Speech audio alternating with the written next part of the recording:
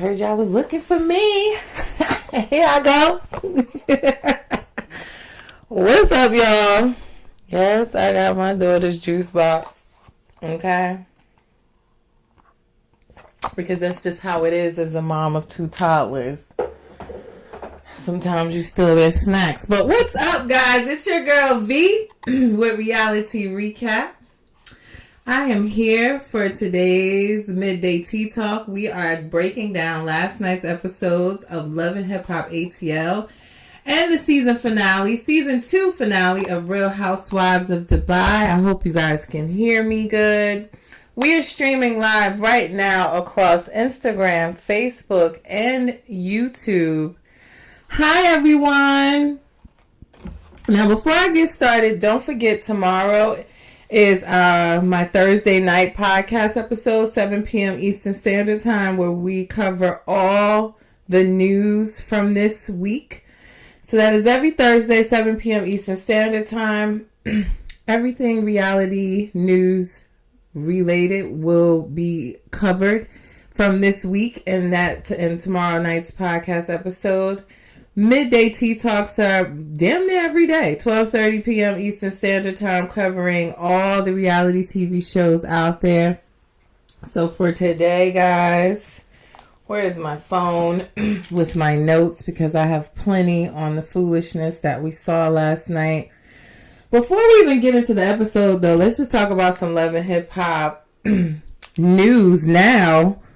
We saw last night that Ciara went down to the courthouse and got married to the guy that we were introduced to on the episode last night. You know, she let us know on the episode that he was someone that knew her when she was younger, when she was chubby, when she had no lip injections, and she neglected to mention all the other surgeries, but that he loves her for her is what I think she was trying to get at and want us to know. So congratulations to Ciara.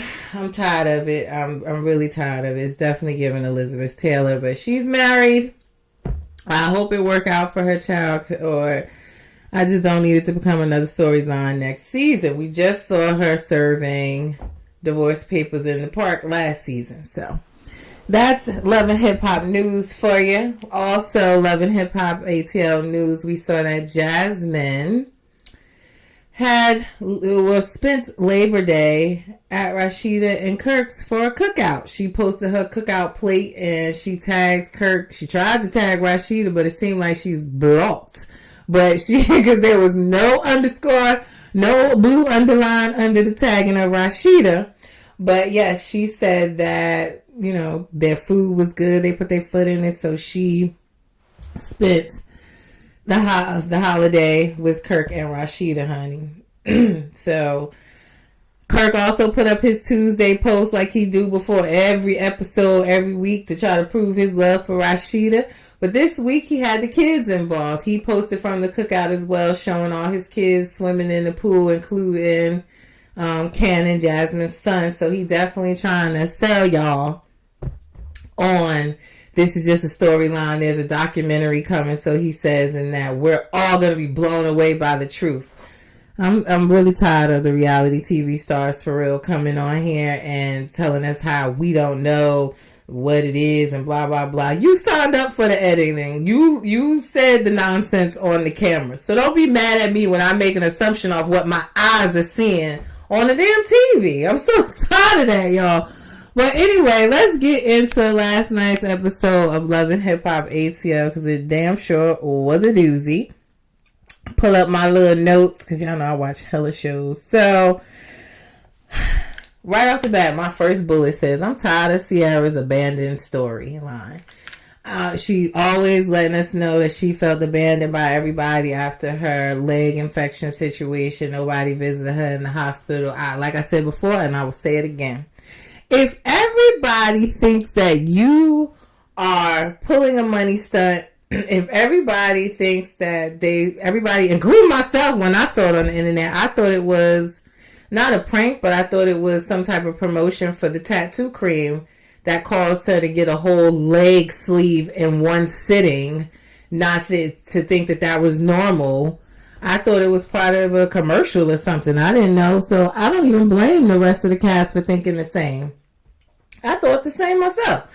So if everyone thinks that everything you do is calculated and for money, maybe you need to look within yourself. Because I'm tired of hearing how you got abandoned. Like, it's given common denominator. If all your friends feel that way, if you're at odds with your family, and you only getting along with your man, which we'll get into that, but maybe it's time to look within yourself. I'm getting tired of that storyline. Also, what else? Zay and Sierra. So that's her new dude. His name is Zay.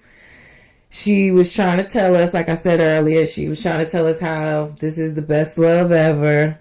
Feel like I've heard this before about 2 or 3 times now.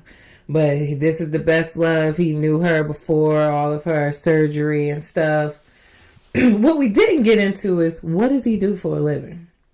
Am I asking too much for the first time we're meeting him? But if you're shoving him down your throat and telling us how he's the love of your life, what does he do for a living? Some of you guys were in the comments saying he looked like he just got out. I don't know. I'm not trying to be judgmental. But it definitely looked like he was wearing her Van Cleef bracelets at the wedding and her Rolexes. That's just my opinion. This is not facts, just alleged. But what is he doing for a living?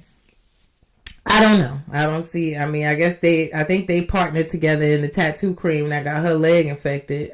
Doesn't seem like the best business venture, but I don't know what Ciara's new man does for a living. So I honestly think that's what some of the concerns are of her sisters and moms who were not approving of their relationship. Again, he's been around since her younger years, so they know him apparently way more than we do. I suspect that they have concerns with him using her like all the other men. She falls in love very quickly. I just think that there is a concern there that the family may have, and maybe we'll hear more of their side since she's bringing up that she's in this social media battle with her sisters and mom. She sat down with her mom in the episode to discuss how her mom validated everything that her sister said about her in the live, including her having an STD. And, that got deep in conversation. I really don't want to talk about that. That's not what I'm here for. I don't want no parts of that family drama and social media and going back and forth. Her and her sisters have always had a tumultuous relationship. We've seen it time again on the show. But I just found it funny. It seemed like maybe the boyfriend Zay at the time, or new husband, wasn't aware of everything that the sister had said about Ciara. So when she mentioned that, she said that Ciara had a STD, the way he broke his neck, he was like too late, but hopefully not true. I don't know, but yeah, it was crazy. So that's her new dude. And then again, after the show last night, she announced that they got married yesterday down at the courthouse in matching bell bottoms, like I said in my caption. I'm just tired. Okay. I'm weary of the different relationship and storylines every single season. I really am, guys. So that's all I really have to say about that. Congratulations. She didn't even have a wedding dress on. She had on a black jumper with some Rick Owens sneakers. It was definitely giving Black Widow, like Jessica called her in the episode. So it was just like bad timing, sis. But congratulations. I'm tired. What else did I have on here? Bambi and Jessica meet up with Saucy Santana. He's back in town from performing at Pride in California. So he's back. They meet up with him. And they act as though they're not meeting with him to tell him that Zell has a baby on the way with a woman. Clearly, they tried to have a little conversation beforehand, and then Jessica brought that up, and Bambi's sitting there like, oh my God, we weren't supposed to say anything. Like, girl, you know why you there. Stop it. Okay? Stop it.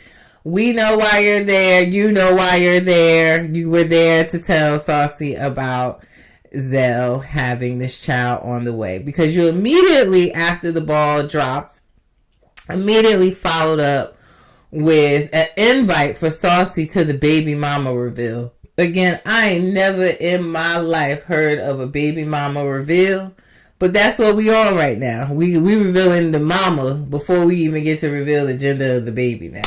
That's where we're at when you have a one night stand in Mexico, unprotected, come back, continue those same unprotected activities. That is where we're at with it. A baby mama reveal. Okay? So they invite Saucy to the baby mama reveal. Saucy don't got a serious bone in his body.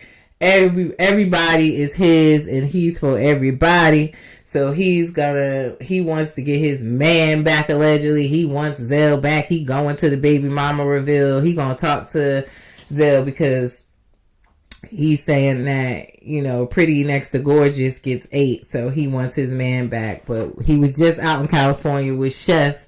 Is it Chef B or Chef D? I don't know. I think it's Chef D. But he was out there with him. He want to marry him. But yet you here talking about some Zell still your man. Everybody your man. Giving us heart hands. So I don't know. But he swear that he going to snatch Zell back from his potential baby mama. We also see Zell meet up with his storyline baby mama. Did I just say that? That's what I wrote in my notes, but I wasn't supposed to say that out loud. But yeah, we saw Zell meet up with his, you know, baby mama. If you guys don't know, I need a quick recap again. This baby mama of his, he was in Mexico on a trip with his gay friends and gay porn star. They were out there having a good time in Tulum. He allegedly had this one night stand with this woman who happens to also be from Atlanta. Unprotected sex. They come back and continue that same unprotected sex having in Atlanta. Okay? So now she is allegedly pregnant. Scratch that. But that was really in my notes, y'all. His storyline, baby mama, because I don't believe it. I really don't. But they sit down and have a conversation. She tells him that she's considering abortion because she already told us she wants to marry before she carries, even though she has children already. Now you worried about morals after you had unprotected sex with somebody you just met out in Mexico. But I'm not judging at all, people. But yeah, she tells him that's what she's considering. She also mentioned, which I found strange and almost scamish, is that she went to make a doctor appointment, I guess to maybe have a checkup since she took the pregnancy test and it was positive. But when she went to make the doctor's appointment, she said her health insurance will only cover $3,500 and she still would have a balance of $3,000 for a gynecologist visit. Am I even saying that right, y'all? A gyno visit? Let's just cut it at that. Why is a gyno visit $6,500? What is this woman talking about? They don't have Planned Parenthood in Georgia? They don't have clinics that she could go to and just get a checkup since her pregnancy test was positive? What the hell is she talking about? Y'all tell me. But I literally wrote that. Like, why would you have a $6,500 bill just to go to the doctor and check on your positive pregnancy test and do like maybe an ultrasound or them do a blood test to confirm the pregnancy? I don't think that costs $6,500, nor do I think that insurance would only cover $3,000 or $3,500, leave you with a $3,000 bill. Like, where's Planned Parenthood? Monty Richardson on Facebook checked and said, who we talking about? We're talking about Zell and his storyline baby mama and what she was saying last night. Did anybody else hear that, or was it just me? Prince Charming says she has some else going on down there. Yeah, but $6,500, girl, that's a whole hysterectomy. What? But yeah, I just found that extremely scamish and odd. And she named that as one of the reasons that she was considering the abortion. I guess the cost of the doctor's visit. And he jumped right in to say, like, well, I'll pay for it. And I'm like, no, you better get the bill. You need a itemized receipt, sir, before you give her $6,500 for one doctor's visit. That's crazy. I didn't. Oh, Monty said, "Oh, this is a spoiler live. I'll be back." You ain't watched the episode yet? You were supposed to watch that last night. You know I do midday tea talks every day at 12:30. Go watch the episode, or just get the whole information here, whichever way you like, girl. But yeah, midday tea talks next day, 12:30 p.m. Eastern Standard Time. Check in. But thanks for joining. But yeah, I don't know what doctor she was going to. I said she must have been going to Dr. Jackie over there at Married to Medicine, honey, for $6,500. I have no idea. Found that very strange, and maybe that'll circle back around again. But that was in my notes. Now, Erica Banks meets up with Jasmine last night, Kirk's side baby mama. I had this noted too. Is Erica on this show or not? It doesn't seem like she films with anybody really, but the people that are on the outs themselves, and that I'm not clear if they're really on the show or not. Like, she filmed the one scene with Ciara, who no one else is filming with. She went to Diamond's dress, shotgun wedding dress fitting, and she went to her engagement. Now she's filming with Jasmine. It's like, Erica, are you really on the show or what? Like, you only filming with people that barely get green screens themselves. But anyway, do what you do. Promote your music. But Erica met up with Jasmine. I thought that was strange, but she was saying how she's team Jasmine. She got to know her in one night at Diamond's bachelorette / engagement party for the shotgun wedding, honey. And she seemed like she's on her side. And also, side note, Jasmine dropped some tea because she was mad at Yandy for Yandy yelling at her in the last episode that Mandisi's be up in her bar. Now, what Jasmine do at this bar, because that's what Kurt met her. It's unknown if she dancing or if she holding bottles and lights in the air. I think she holding the bottles and the lights in the air. But anyway, I digress. She said Mandisi's be at her bar, but he be there alone. And that, yeah, you might want to check on that. So I caught that tea. I clocked it. And I wrote that in my notes to see if that circled back around. But anyway, Jasmine reveals some text messages of her, between her and Kurt. More so when she first found out that she got pregnant. And in the text, it pretty much read where he encouraged her to keep the baby. And that she even was worried about the backlash from him being on the TV show, and he was telling her it won't be no backlash. He lied. And he also was telling her that don't worry, you'll gain popularity from it, which she probably has gained some popularity. I know I wouldn't be following her unless she was on this show. And I don't know what she's doing with that popularity other than wanting money from him. I don't see her like, girl, get a clothing boutique or something. Stop trying to ruin this man's marriage for money. But let me just be clear. I don't know what she needs to clear her name for. She really does feel like she gets the grunt of it and everybody loves Kirk. No, we don't. Like, I don't get where is she getting that from, because to me, both of them are equally responsible. I don't care if Kurt was the only one married and you wasn't. You knew he was married. Damn, the whole world know that they are married. At least in our community, we know that they're married. So I don't feel like one is better than the other. You both was wrong. I don't know where she gets this need of proving that he got with her and made her believe that they were going to be together. Y'all still both wrong. I don't get it. But that's what she revealed. Some text messages where he encouraged her to keep the baby, that she was under the impression that they was going to be together. Right. You thought he was going to leave his wife and he didn't. They never do. So I don't know. If that was the case, he wouldn't have married her. So yeah, Erica took that and said that, you know, she on her side instead of being a real friend and saying, well, you was wrong and so was he. Now you got to deal with the consequences. That's what a real friend would say, not a yes man.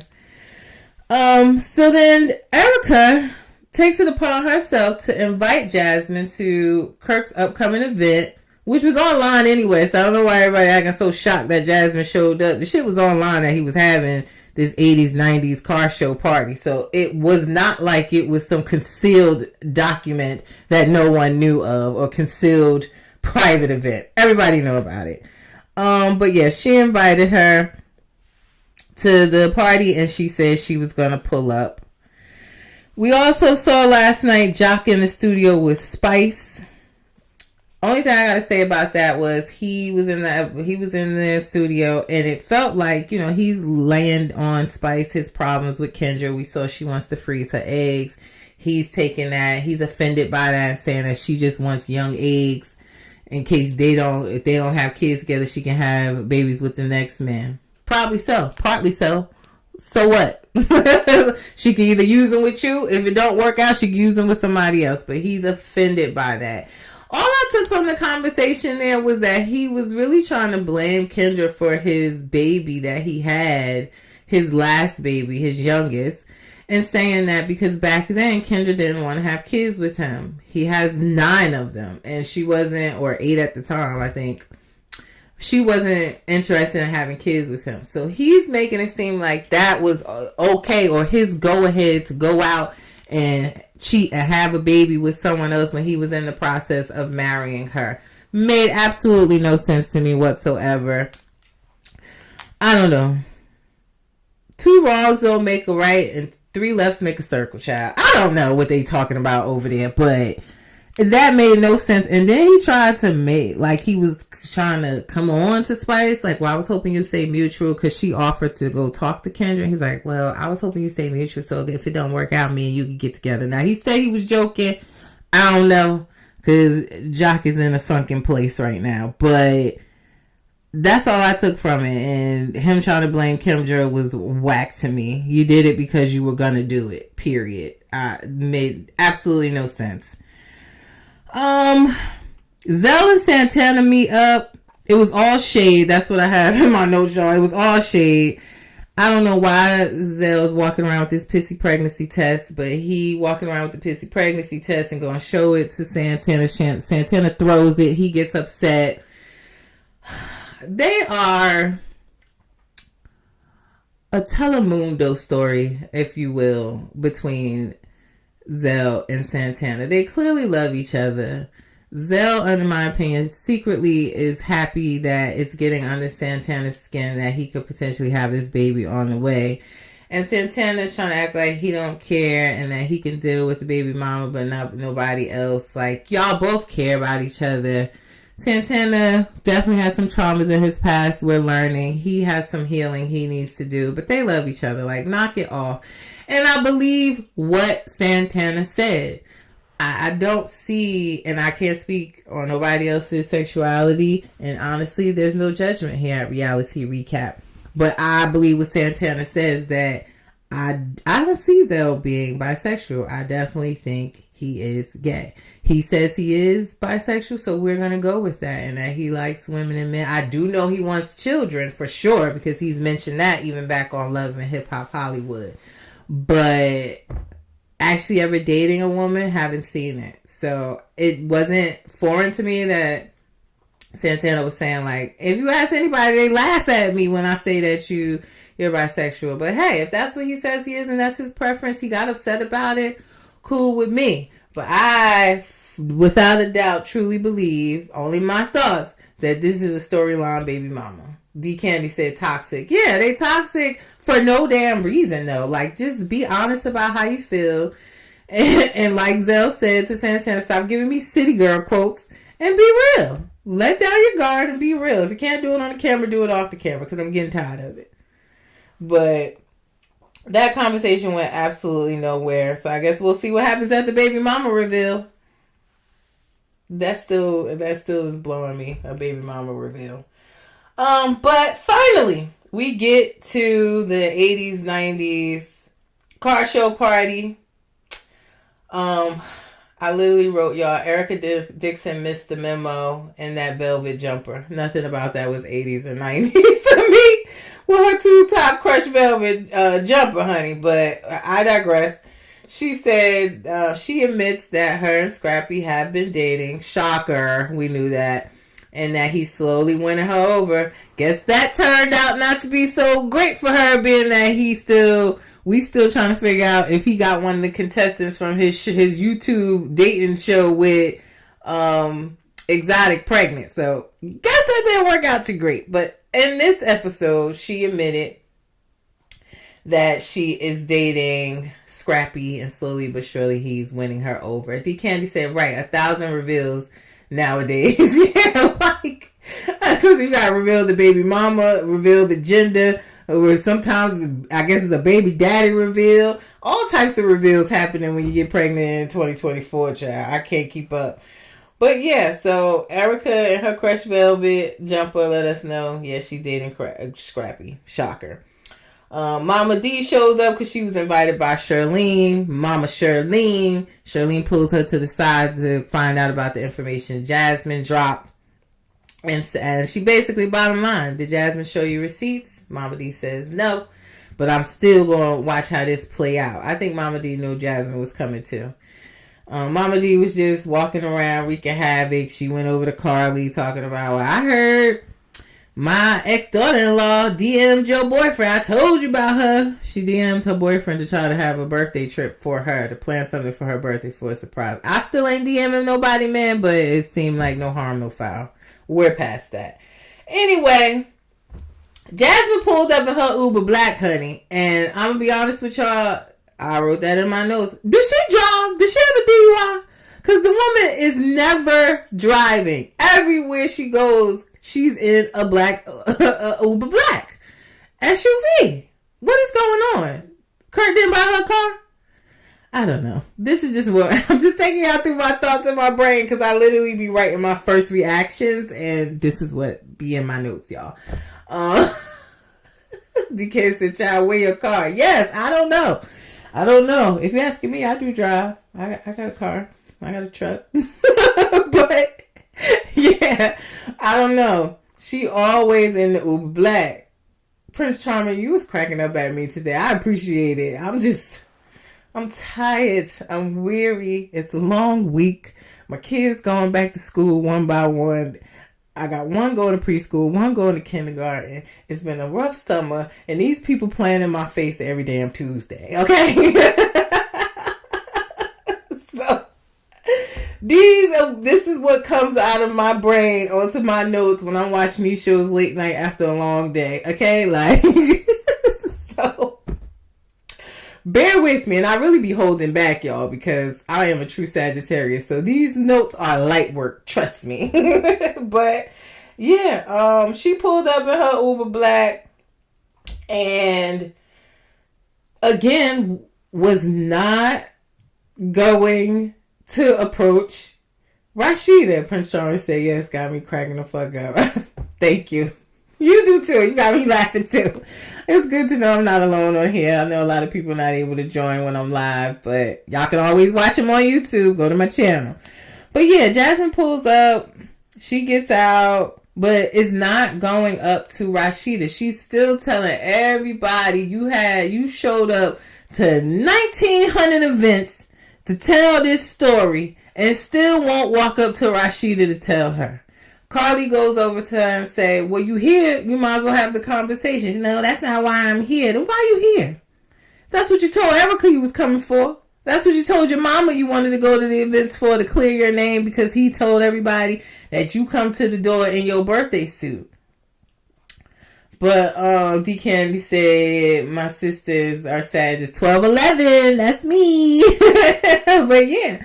So, I thought that was childish of her to sit across from them in a parking lot and not walk over there and say, hey, this is what's going on. Or the fact that she didn't do that episodes ago when you sat down with Rashida and Kurt. Like, I don't get it. But to sit across the parking lot and have Carly take a picture of your text message and walk over to Rashida is definitely not grown woman shit. Like, if you're going to be on your hey Miss Shirley shit and coming to you as a woman, then let's do that. All right. So Carly goes over there with the text message, and I can't make out what the text message says. Like, I just, it was some blocked out stuff. and it wasn't clear.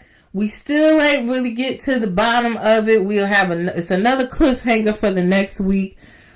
But the messages were apparently from like May. Do I think May of this year? Nope. But May 2020, well, May 22nd or something like that. But it was cut off.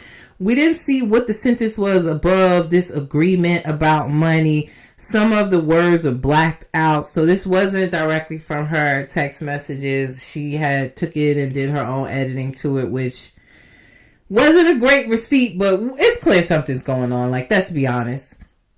So then they asked Kurt, well, let's see your phone. Pull up your phone right now. These text messages say they're from May 22nd. You pull up your phone. He, and he become a mumbling fool. So he's like, oh, well, I don't really have that in my phone. So yeah, like, whatever. Like, yeah, you're caught. You're caught. Rashida walks off pissed. And we see in the upcoming episode her yelling at him like, how much do you think I'm going to take? Apparently a lot. But I will leave it on this note with Love and Hip Hop ATL. Because I put up, when I tell y'all thank you for the support, because I put up that clip of Melanie on the game with Derwin finding out about him having a baby mama. And y'all are going crazy in the comments.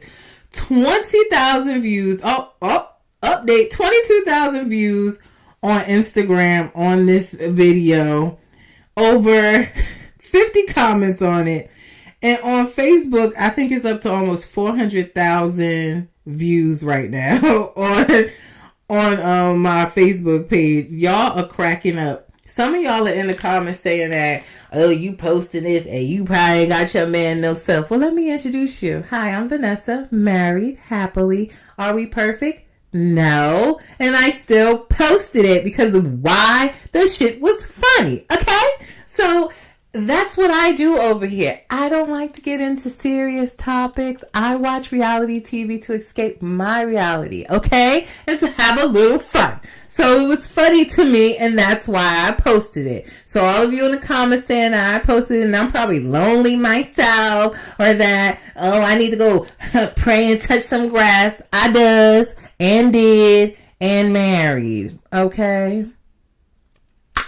Now what? And if he was doing this foolishness, I'd be out the door. Okay? But I see why Rashida's keeping him, y'all. I'm going to be honest. I do. They have so many investments and money. Like, back in the day, it used to be cheaper to keep her. That used to be the saying. I just think now it's cheaper to keep him. They have so many money ties, and who wants to waste money and time? Look at my hubby checking in on YouTube right now. And it. But anyway, hey boo. But yeah, I just think it's cheaper to keep him. They have a lot of investments, businesses. Why try to untangle that and tie that for this side baby mama that if they probably broke up, he ain't gonna be with Jasmine. And if he was, he gonna cheat on her too. So it's just cheaper to keep him. I don't think that... I know everybody's saying how dumb Rashida is and she should have been done left. I think it's a smart business move, and I think she's smarter than we think. But they have a lot of business ties. Y'all see him every Tuesday posting his love for her, improving. They buying up buildings all over Atlanta. They definitely got some investments on the way. So why break up? It's a business relationship. I think that she knows what she's doing. Prince Charming said, that's so mentally draining, though, because Kirk is a lie. Yeah, I mean, she definitely seemed hurt. She loves him. It's not just all business. But they've been together for a very long time, and, you know, sometimes that's just the way it is. So if she's accepting it, then just let the girl move in with her son. And let her be the sister wife that she looking like she is at the cookout on Labor Day. Shit. I don't care. I ain't judging. I'm just laughing. That's all. I'm just laughing. But great episode nonetheless. I gave y'all a sneak peek this morning of this whole ending with Jasmine showing up. I will post for you guys what's coming, sneak peek for the upcoming episode. Y'all already know, so look out for that. But it is heating up, and I really appreciate y'all support on that, my little meme video that I posted because y'all was trying to go in on me. But psych, joke's on yo. Now, let's talk about Real Housewives of Dubai real quick. They had their season 2 finale last night. I was highly disappointed. I don't have many notes on it, but I'll go over it because that's what I do here. But it was disappointing to be a season finale. The shade, the arguing just wasn't there for me. Each commercial I kept saying, come on, Dubai, come through, Dubai, because I really liked the season overall. But the ratings have been extremely low. I think personally it's because it took almost 2 years for us to get season 2, which is way too long of a break of a drought for a housewife show that's brand new to come back for a second season and be successful.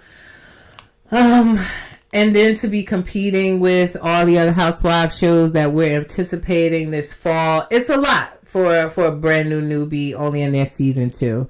I don't think they were set up like y'all think Real Housewives of Miami is the stepchild. No, I think Dubai is after this. But season finale last night, Talene gets passive aggressive with Stanberry, saying that she didn't have her back the night before when Lisa read her for filth.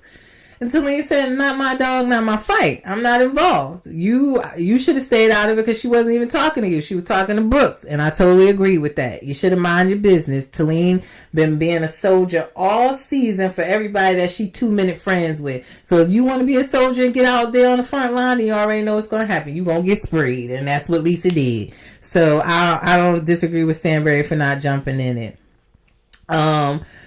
Lisa, on the other hand, was having a conversation at the same time as we saw Talene and Stanberry. Lisa is talking to Ayan. And ironically, she's telling Ayan how she don't like when people fight other people's battles. Yet that's what Ayan is doing with her every chance she get. They should join the WWE the way they double team and argue with people together. They don't ever argue separately. So it was funny to hear that. Love Lisa, but girl, you and Ayan, that's all y'all do is jump off the ropes and tag team in these shady arguments. So knock it off.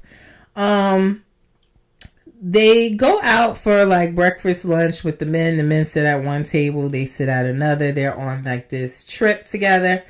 And Talene apologizes again. And it doesn't go well. Lisa was on the defense. Lisa didn't want to hear it. It didn't go well at all, guys. So yeah, I just think Talene should just stay out of the shit if it ain't got nothing to do with you. And I think Lisa was defensive in that conversation. Any little thing that she takes is like some type of shade, she gonna hop into it. And she's gonna come for you. You're not gonna read her for filth on this show. You're just not. We also saw last night that Sarah's son is still scared because, again, I think she shares too much with her son, telling him about the maid that was trying to abduct him, allegedly. I guess not allegedly if she was locked up, so Sarah says.